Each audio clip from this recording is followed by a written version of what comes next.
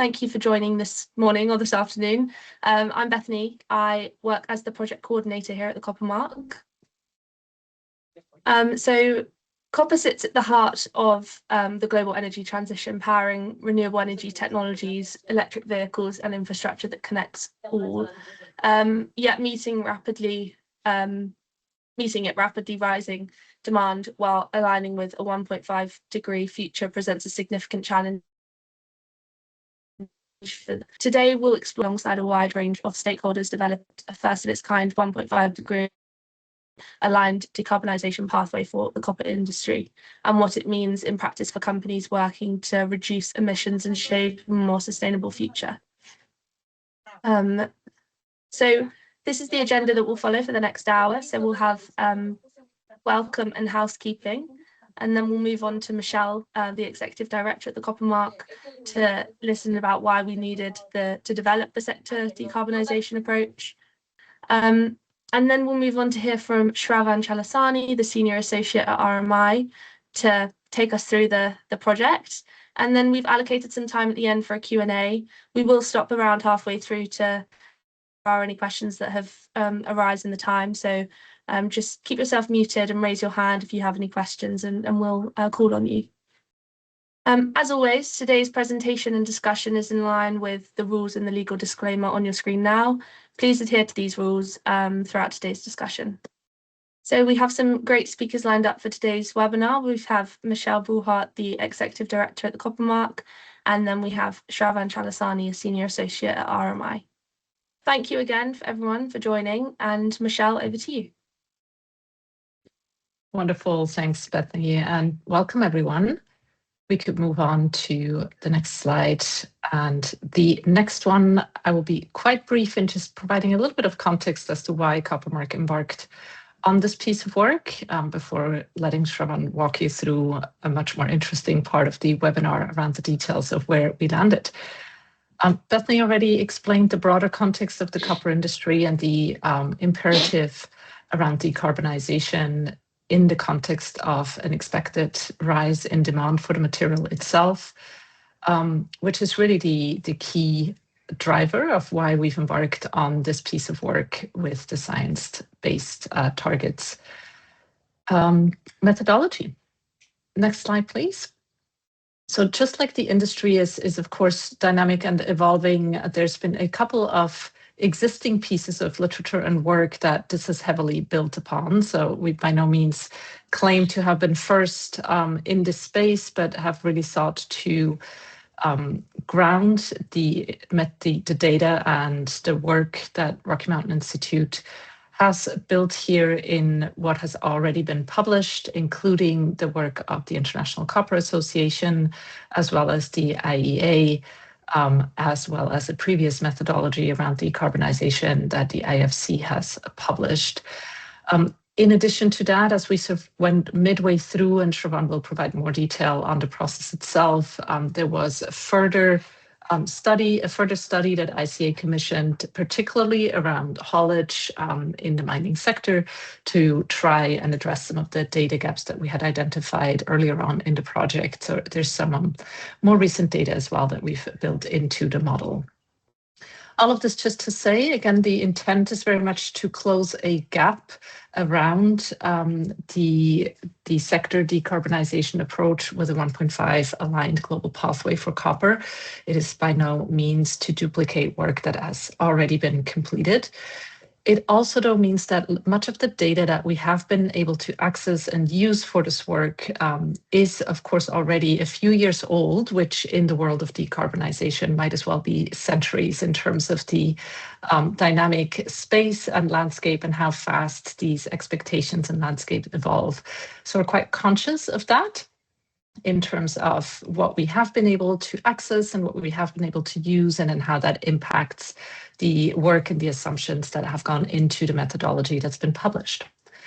With that, on the next slide, I wanted to just flag a couple of the key limitations and assumptions. So as I said, we really did our best to build on available data. We understand several areas in particular had limitations in terms of data availability. These include process emissions from recycling, upstream emissions from purchased goods and fuels, and energy use profiles across diverse operations. To translate that, we are, conscious of the fact that particularly when looking at more complex operations, more midstream operations that process quite a bit of recycled material and input, that the methodology doesn't have a very deep level of granular data that it has been able to pull from. And so we had to make assumptions in those areas for the methodology to include. Indeed, if you look at some of the core assumptions, we've been transparent and public on those as well. All of this is published on the Coppermark's website.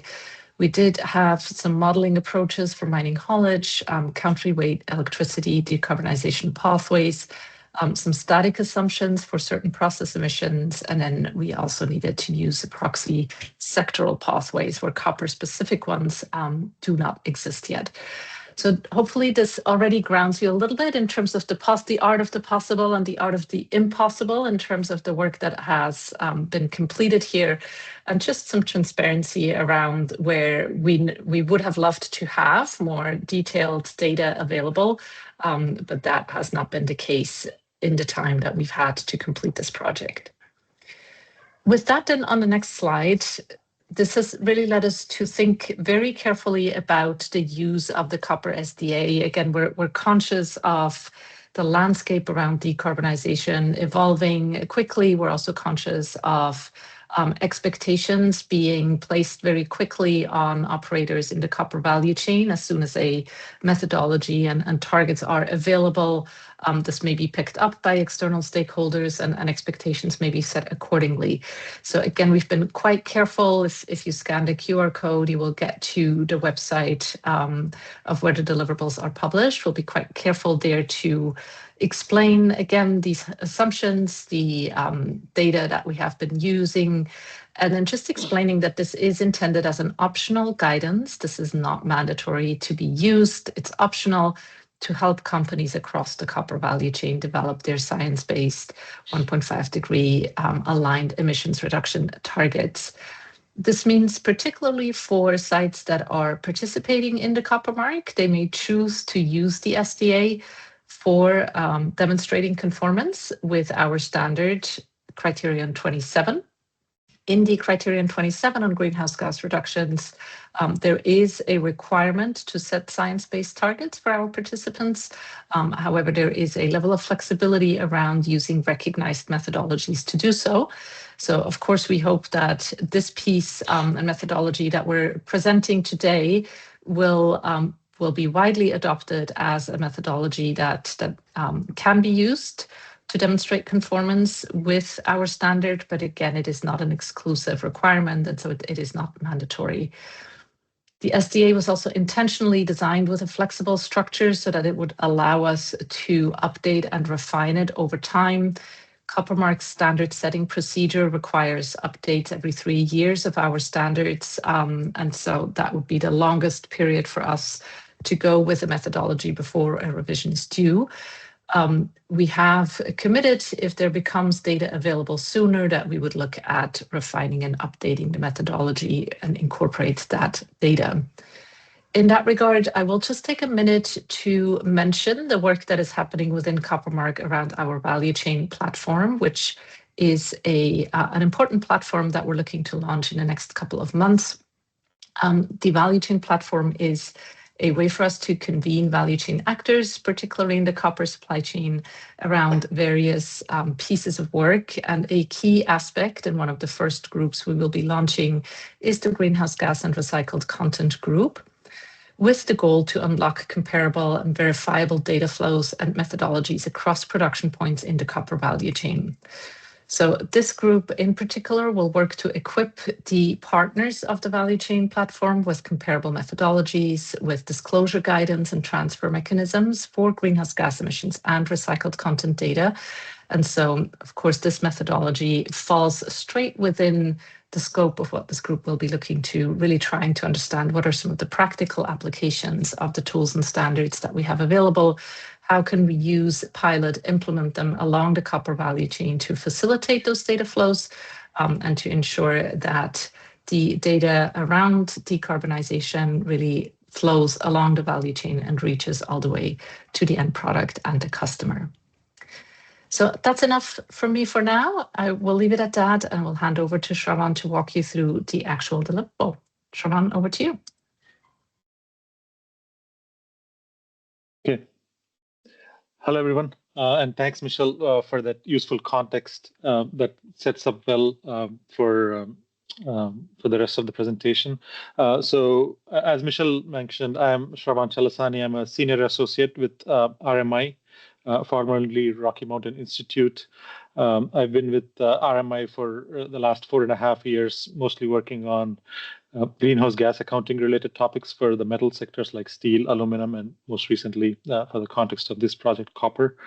And I've worked on this SDA development process over the past 1.5 years with the Copper Mark.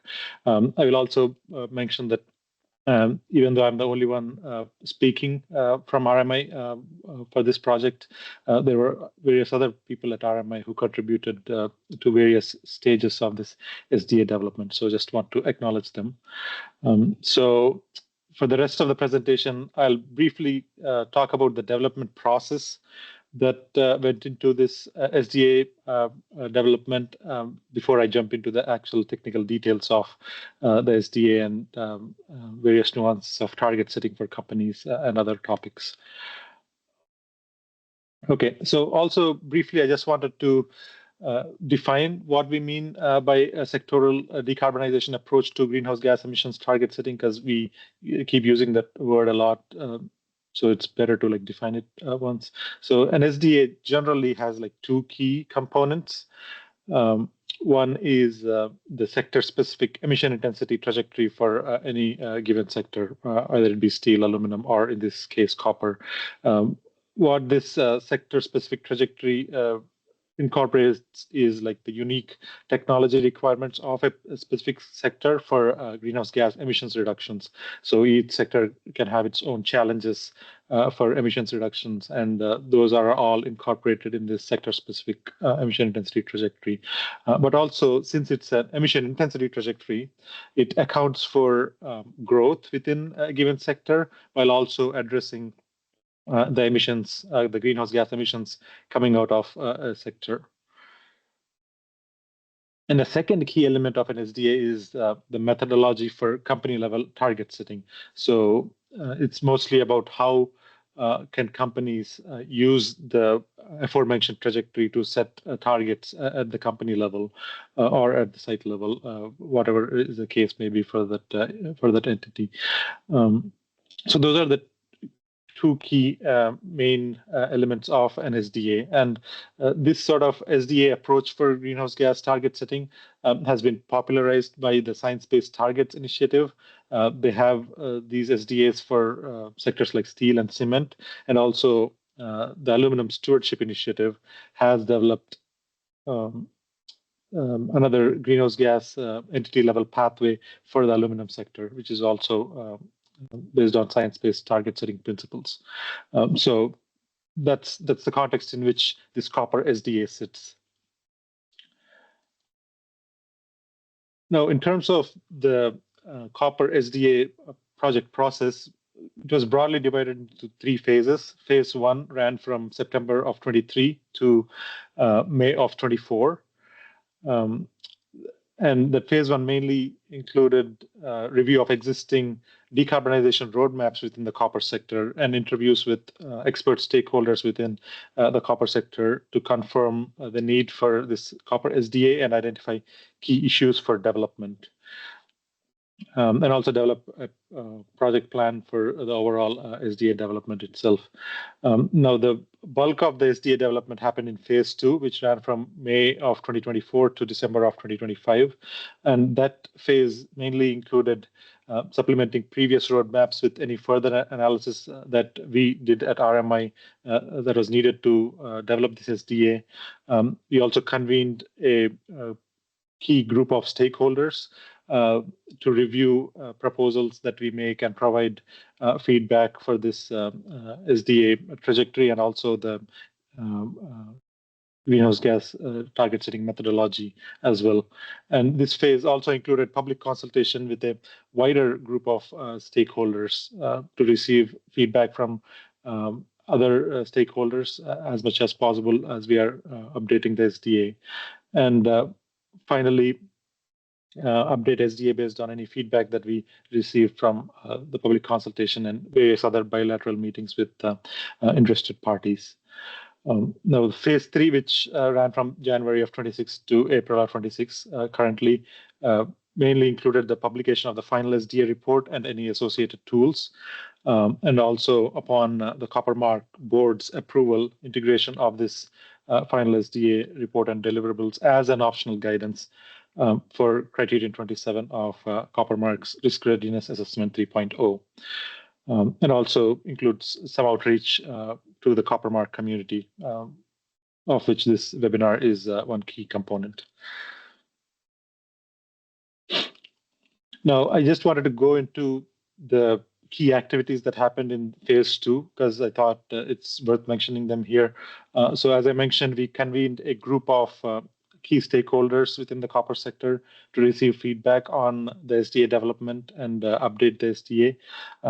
We call this the technical working group, and it had different participants from various value chain areas of the copper sector. So it had copper miners, copper cathode producers, and also some semi producers as part of the technical working group, and as well as other industry partners from other nonprofits or other sector-specific standards that were relevant. So in these technical working group meetings, we had 8 of them in total in this phase 2. And in these technical working group meetings, we discussed various things like project scope, boundaries, demand forecasts, emission baselines, as well as key components of the emissions trajectory development and target setting. And also throughout this process, we have made several updates to the SDA. And most importantly, we made updates related to the mining haulage piece in the SDA. We made sure that our assumptions related to mining haulage decarbonization were aligned with other studies that were happening around the same time, most notably the ICA Commission study on mining haulage decarbonization in a few geographies. So we made sure that our technical assumptions on battery electric vehicle haulage and their adoption timelines are aligned with this other industry reports as much as possible. And after that, we had a 2-month-long public consultation between June and August of 2025, where we sought feedback from a wider group of copper industry stakeholders, not just the technical working group members. And based on the feedback from that public consultation, we made several updates to the SDA. I'll go into some of those updates in the upcoming slides. But also, even post the public consultation, we had other interactions with other key stakeholders, and we updated the recycled copper trajectories in the SDA as much as possible based on the data we had. And also during this whole time, we had other one-on-one interactions with wire and cable manufacturers to seek their feedback as well to update the SDA. So overall, in December 2025, RMI submitted the final SDA report and tools to the Copper Mark. And in February and March of 2026, this SDA was presented to the Copper Mark's Advisory Council and Board for approval. And then, which brings us to this webinar here, where we present the key details of the SDA to the wider Copper Mark community. So that's on project process. So maybe I'll just jump right into the key aspects of the copper SDA. So broadly speaking, the SDA has 2 boundaries, the mining to cathode boundary and the mining to fabrication boundary. I'll get into some nuances on when companies decide to set targets. There are several options for companies to set targets within each of these boundaries. But broadly speaking, mining to cathode and mining to fabrication were chosen as the boundaries for SDA development. companies can set targets against either of these boundaries, depending on the type of company they are. And again, a small note here on target setting, although we generally refer to copper companies in this slide deck and the report, the SDA methodology can still be used to set targets for individual production sites within these companies. This is relevant as generally the copper mark label is awarded at the site level. But the nuance here is if there are like material or energy transfers between sites. So if there is intermediate products that transfer between two different sites within a given company, we recommend combining these sites to be considered as like a single entity for the purposes of target setting. So that's just a small caveat I wanted to mention. But generally speaking, a cradle-to-gate approach was chosen for trajectory calculation and target setting. This means that if a company or site uses the mining to cathode boundary, they shall calculate the baseline emission intensity from mining all the way to cathode manufacturing. And also when they're checking progress against these targets, they need to use the same boundary as well. Even though some of the processes within the boundary may happen outside of a company's borders. Similarly, if a company or site uses the mining to fabrication boundary, they shall calculate the baseline emission intensity and check progress against this mining to fabrication boundary. This cradle-to-gate approach has been used in other SDAs like the SBTI's steel guidance that I mentioned, also in the ASI's entity level greenhouse gas pathway method.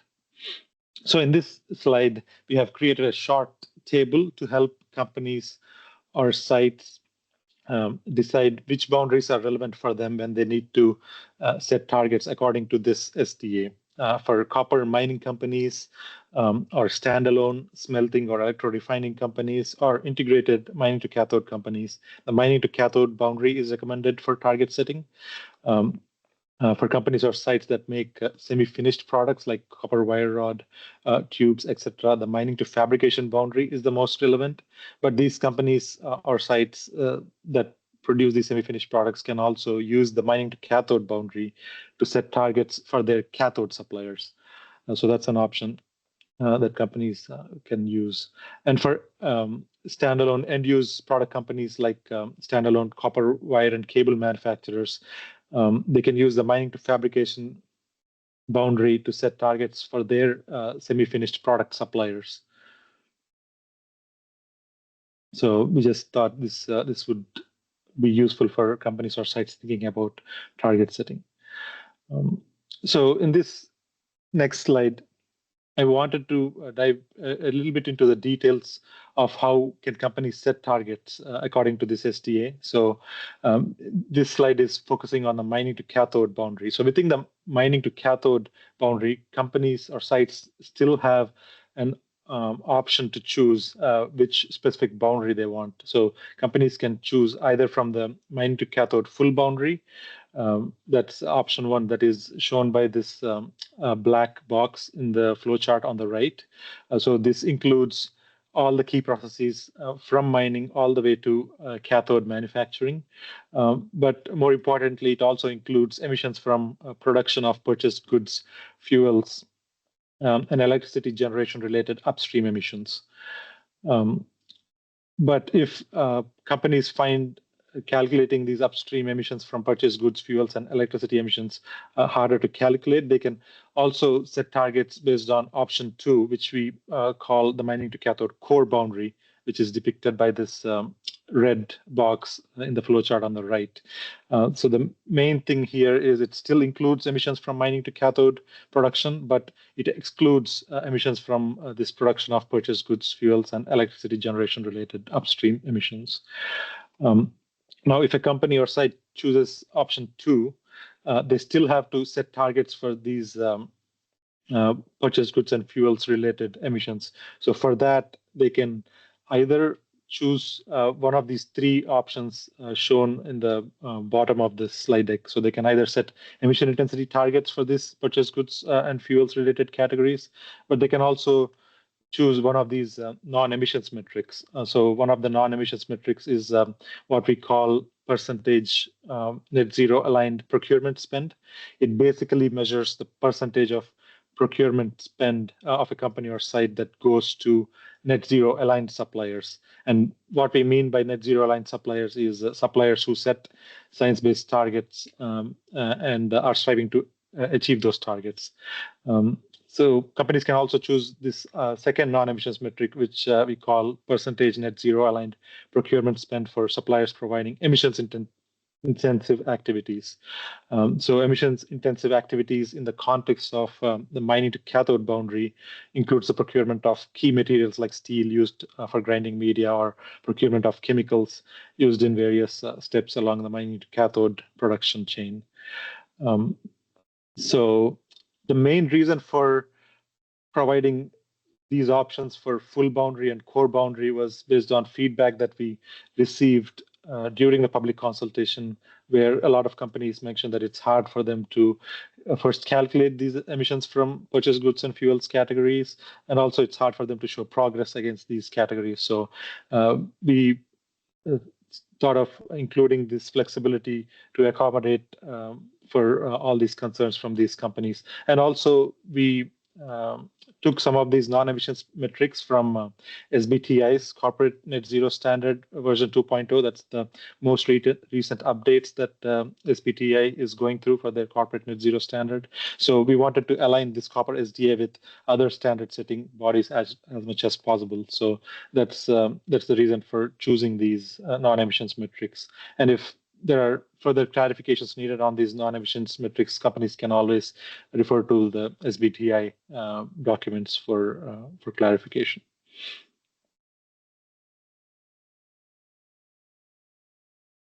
And so this other slide focuses on the same options, but for mining to fabrication. Again, the logic here is same.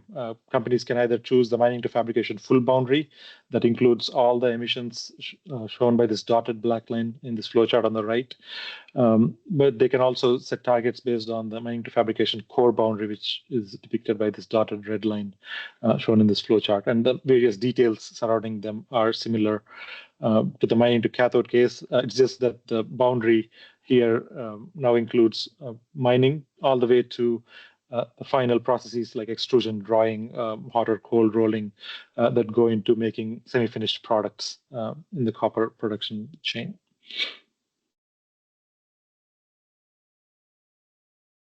Now, when it comes to which variables companies shall use to set greenhouse gas targets, it again depends on which option the company or site decides to use. So in this case, we are showing the various input variables that a company that's using the mining to cathode option 1, the full boundary to set targets. In this case, the company would need information on the baseline year, the emission intensity for that baseline that is calculated for the full boundary, as I mentioned before, and the recycled content in the cathode for the baseline year, and the target year for which the company is thinking of setting the target, and also maybe some expected recycled content that the company is expecting in the target year. That can be same as the baseline year, or it can be some other number based on a company's projections.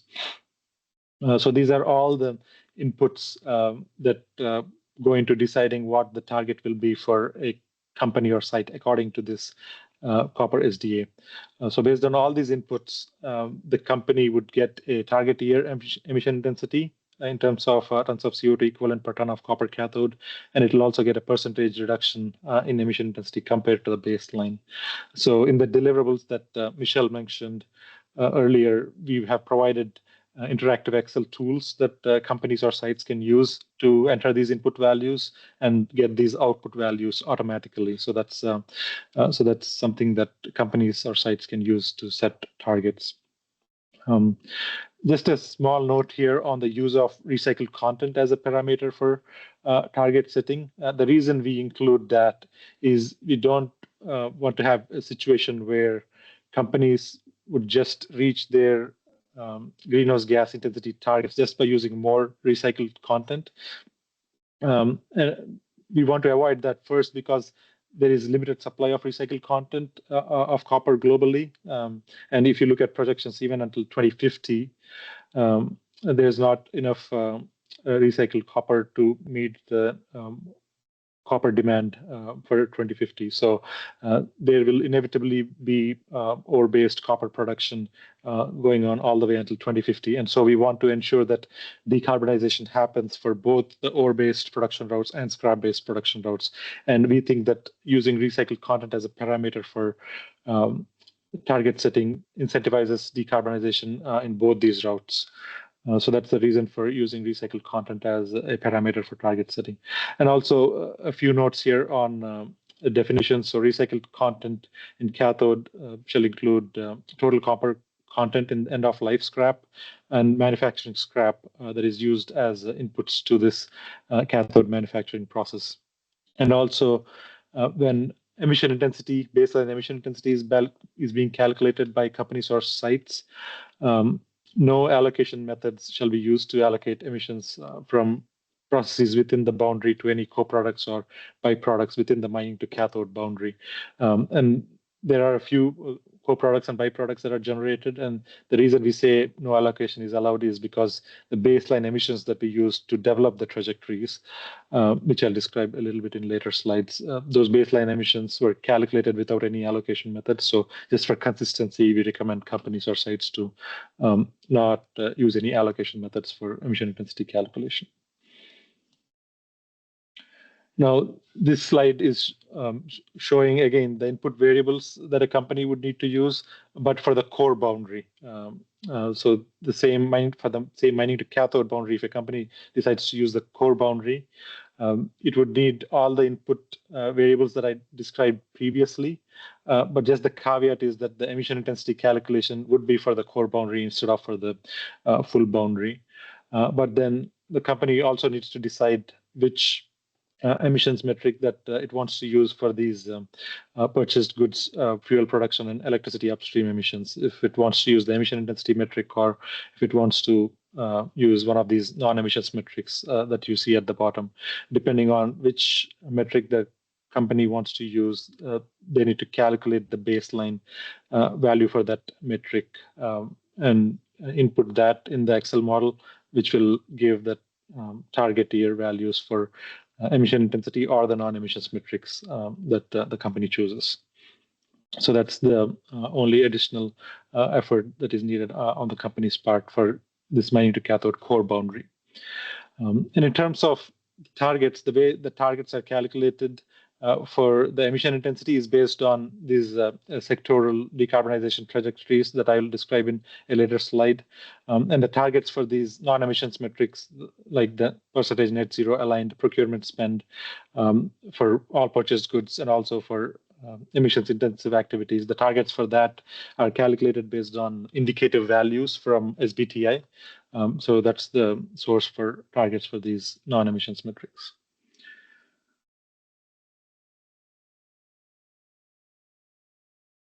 And this slide, again, is talking about the input variables if a company is using the mining to fabrication boundary.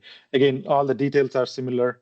It's just that when emission intensity is being calculated, the emission intensity is reported in terms of tons of CO2 equivalent per ton of copper semi-finished product.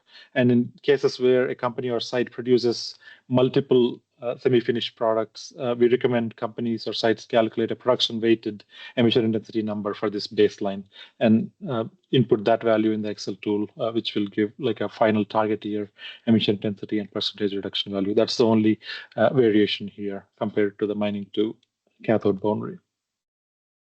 Okay, so here in this slide, I will briefly describe how we calculated the global 1.5C aligned trajectories in the SDA.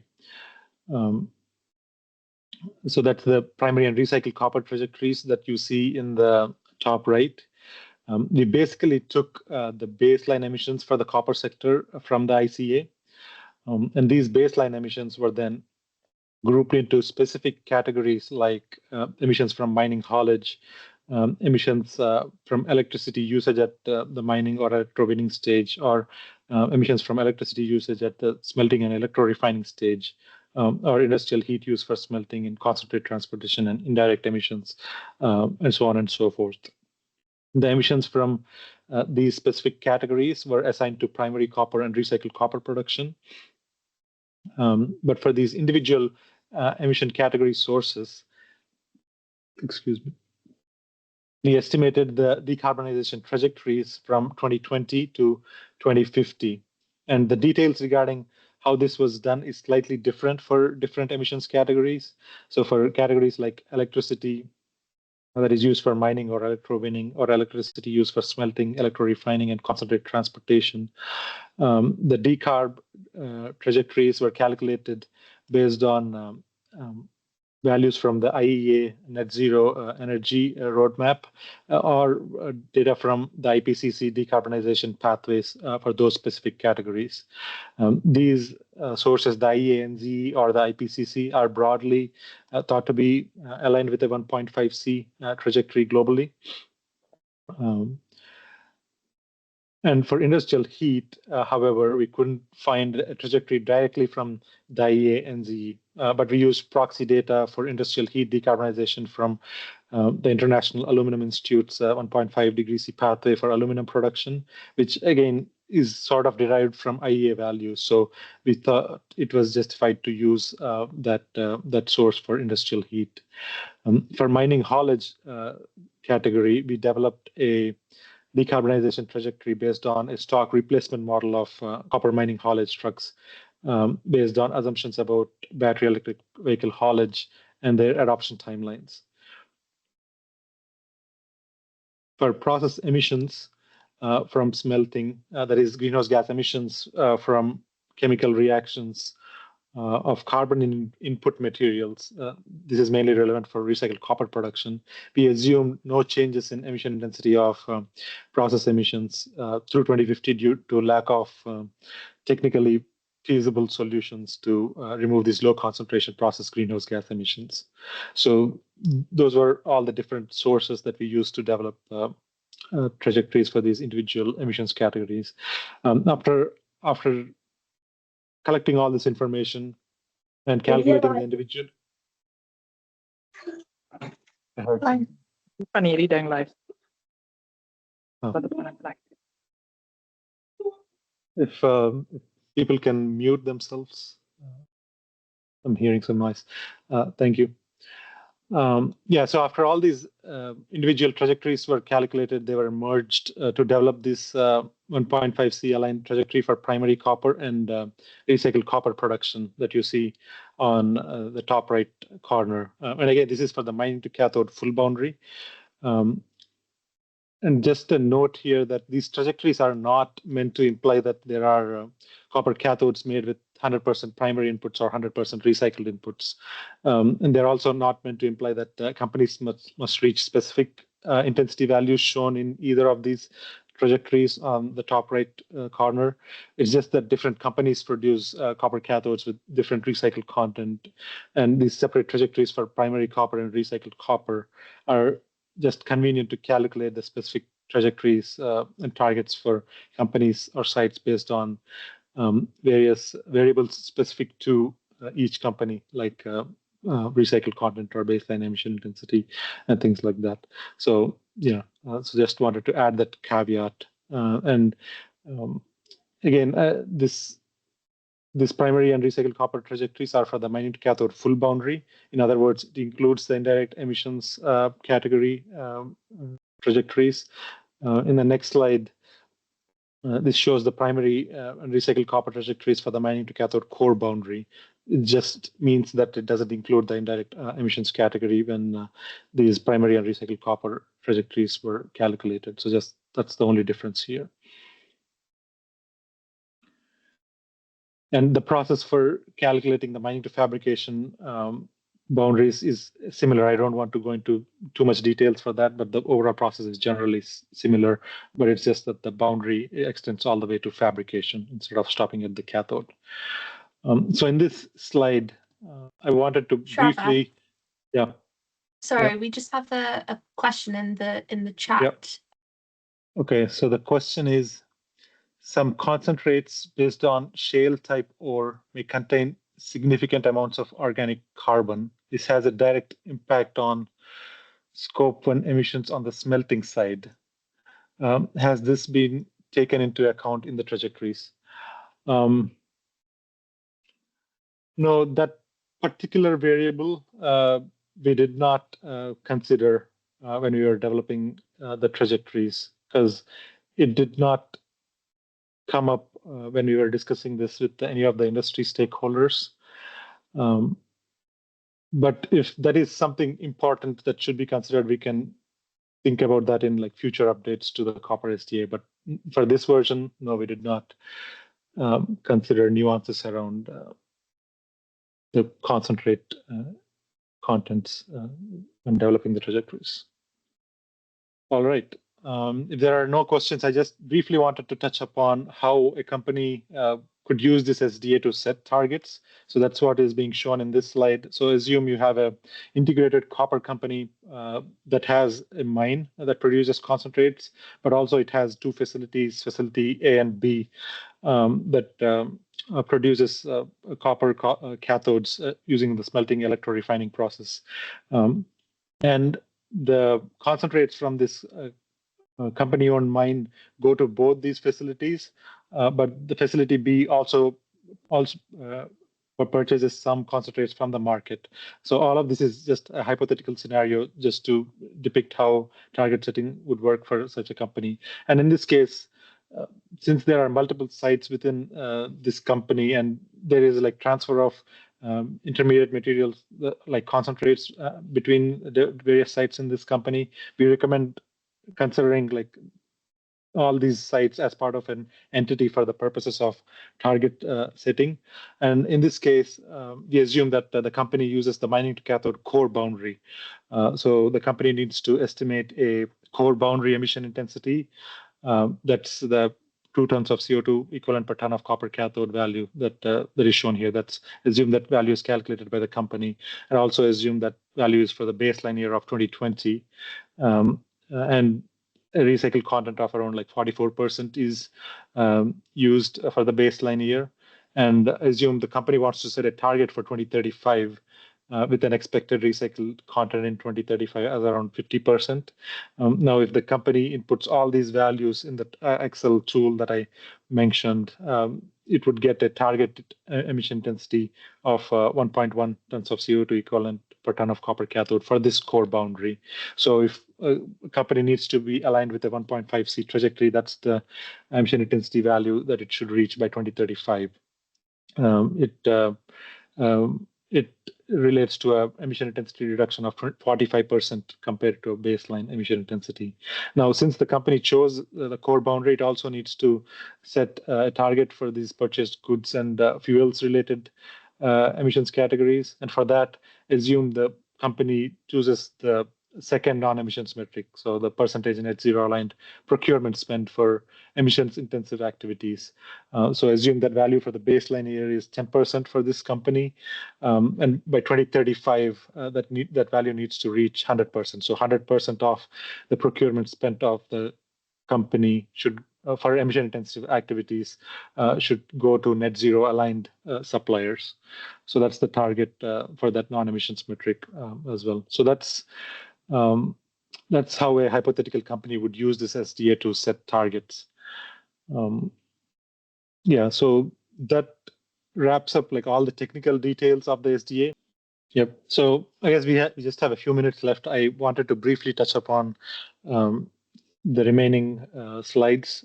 So this slide is basically giving some pointers for companies or sites that want to set targets based on this copper SDA. As Michelle mentioned, it is completely optional to use this SDA for target setting for determining their conformance with Copper Mark's risk readiness criteria version 3.0. But if the companies want to use for setting the baseline year, we recommend they use a baseline year of 2020 or later, because the data that we have is for the baseline year of 2020.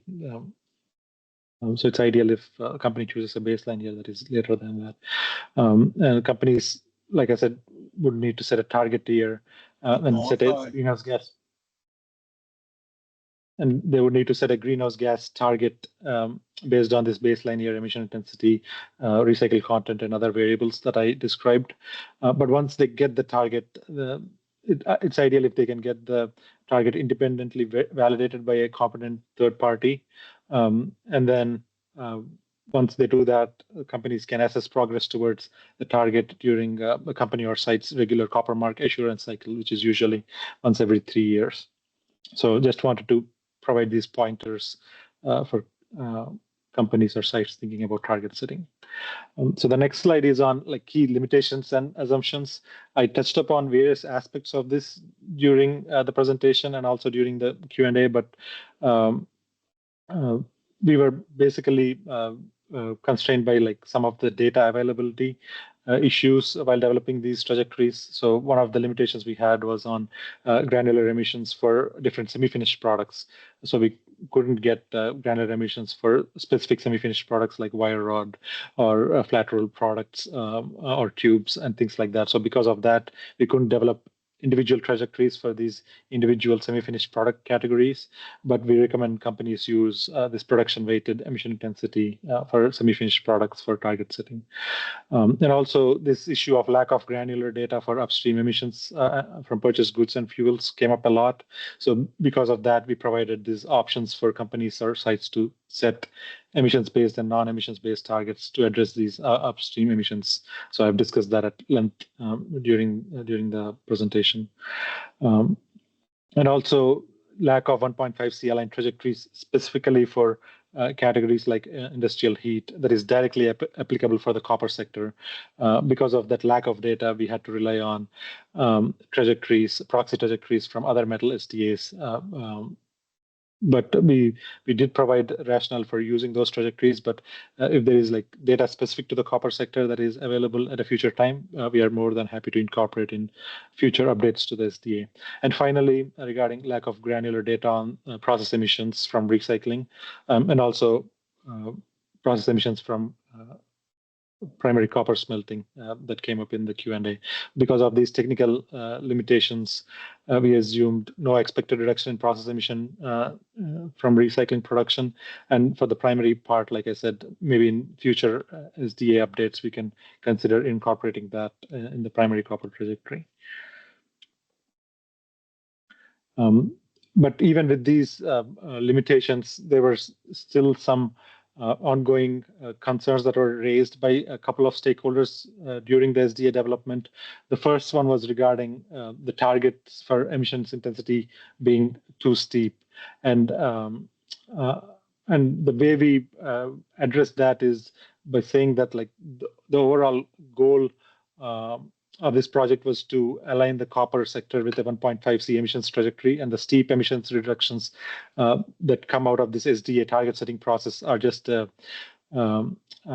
reflection of the level of action required to stay with the 1.5 C aligned pathway. And companies also mentioned something about co-product allocation. And again, the reason there is just based on the baseline emissions data that we used. And we do rationalize that by saying that SDA and LCA need not always be aligned because they serve different aims and purposes.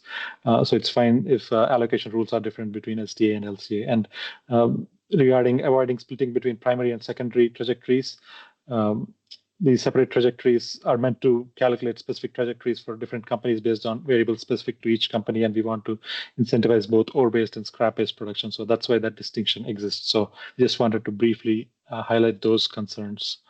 And I think that's it. Maybe we are a bit over time as well. Maybe I'll just stop there and pass it over to Bethany to wrap us up. Amazing. Thank you so much for taking the lead on that, Shravan. And thank you everyone for attending this afternoon. As Shravan mentioned, if you do have further questions, please do email us at info@coppermark.org and we can answer any of your questions that you may have or discuss the SDA further with you at a later date.